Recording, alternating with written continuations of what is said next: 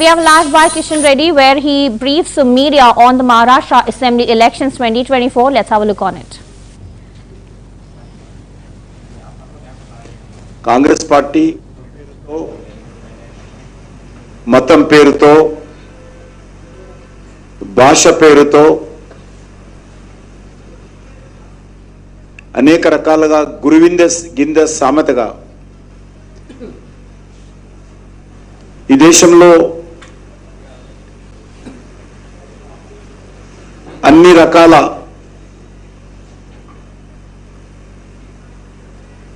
నష్టాలకు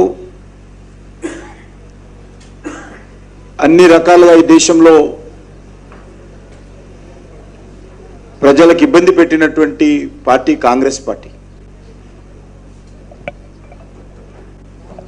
అటువంటి party Bharatiya Janata party దేశానికి మొత్తం నష్టానికి కారణమైనటువంటి తప్పుడు ప్రచారం రాహుల్ గాంధీ ఎత్తుకోవడం జరిగింది. ఈ మధ్య రాహుల్ గాంధీకి మతిమరుపు బాగా పెరిగిపోయింది. ఈ దేశానికి వాళ్ళ పార్టీయే అత్యధిక సమయం నేతృత్వం వహించిందనేది వాళ్ళ నాన్నగారు, వాళ్ళ నాన్నమ్మ గారు, వాళ్ళ తాతగారు ఈ దేశానికి ప్రధానమంత్రిగా పనిచేశారని, ఈ దేశంలో 98% రాష్ట్రాలలో కాంగ్రెస్ పార్టీ అత్యధిక శాతం అధికారం వెలగబెట్టిందనే విషయం ఆయన మర్చిపోయి భారతీయ జనతా పార్టీని ఈ దేశంలో ఉన్నటువంటి సకల కారణాలకు కారణమైనటువంటి తప్పుడు ప్రచారం చేసేటువంటి ప్రయత్నం, ఒక వితండవాదం చేసేటువంటి ప్రయత్నం ఈరోజు రాహుల్ గాంధీ చేస్తూ ఉన్నారు.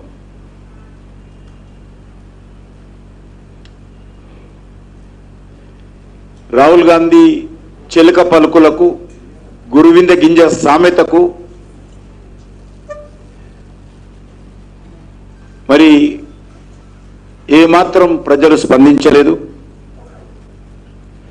కాంగ్రెస్ పార్టీ రాహుల్ గాంధీ యొక్క దుష్ప్రచారం మరొకసారి అర్థమైంది. ఈరోజు పరిస్థితి చూస్తే ఎట్లా ఉందంటే, జార్ఖండ్లో మహారాష్ట్రలో కలిపితే 30 సీట్లు కూడా దాటే పరిస్థితి లేదు కాంగ్రెస్ పార్టీ. జార్ఖండ్లో మహారాష్ట్రలో 2 రాష్ట్రాల్లో వచ్చినటువంటి ఎమ్మెల్యే స్థానాలు చూస్తే 30 సీట్లు కూడా దాటే పరిస్థితి లేదు. అంత ప్రజా వ్యతిరేకత కాంగ్రెస్ పార్టీ కూడగట్టుకున్నది. మహారాష్ట్రలో విపక్ష హోదా కూడా కాంగ్రెస్ పార్టీకి రాలేదు. మోడీ గారి నాయకత్వంలో డబుల్ ఇంజిన్ సర్కారు పట్ల ప్రజలకు ఉన్నటువంటి నమ్మకాన్ని ప్రజలు అద్భుతమైనటువంటి తీర్పు ఇవ్వడం జరిగింది.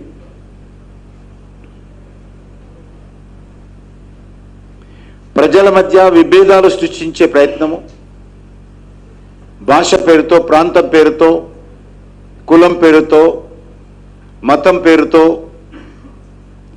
ఏదో ప్రయత్నం చేసిందో దానికి మహారాష్ట్ర ప్రజలు తగిన బుద్ధి చెప్పారు.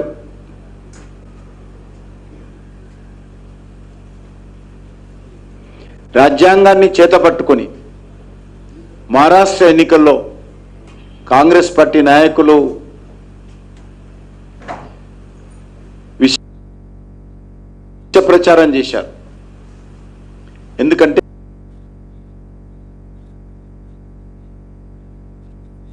మహారాష్ట్రలో డాక్టర్ బాబాసాహెబ్ అంబేద్కర్ను సమర్థించేటువంటి వ్యక్తులు, సంస్థలు అత్యధికంగా ఉంటాయి. ఊరూరా డాక్టర్ బాబాసాహెబ్ అంబేద్కర్ పేరు మీద పెద్ద ఎత్తున కులాలకు అతీతంగా పనిచేసేటువంటి వర్గాలు ఉంటాయి. అటువంటి మహారాష్ట్రలో డాక్టర్ బాబాసాహెబ్ అంబేద్కర్ రూపకల్పన చేసినటువంటి రాజ్యాంగాన్ని చేతపట్టి ఊరూరా ప్రచారం చేసినప్పటికీ కాంగ్రెస్ పార్టీ యొక్క అబద్ధాలను, అసత్యాలను ప్రజలు నమ్మలేదు. ఎస్సీ సీట్లలో తీసుకున్నా, ఎస్టీ సీట్లలో తీసుకున్నా, బీజేపీ బీజేపీకి సంబంధించినటువంటి ఎన్డీఏ భాగస్వామ్య పార్టీలు మెజార్టీ సీట్లు పొందడం జరిగింది.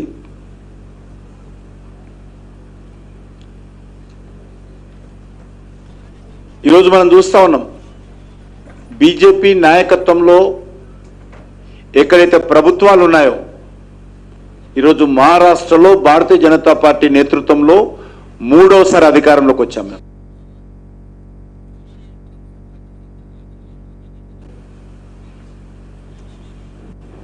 మొదటిసారి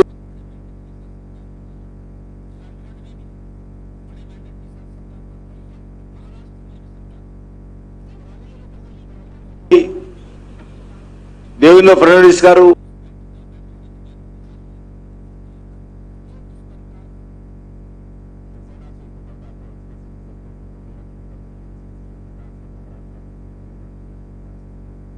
సమర్థవంతంగా 5 సంవత్సరాలు పరిపాలన చేశారు.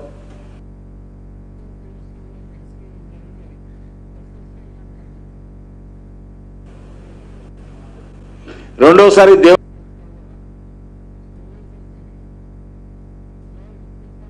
ఫడ్నవీస్ నేతృత్వంలో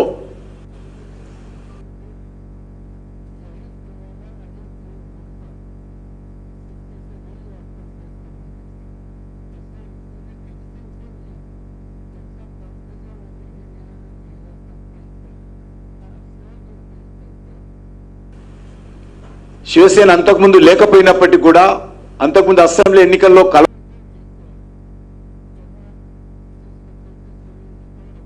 కూడా, బీజేపీతో కలిసి పోటీ అయినప్పటికీ కూడా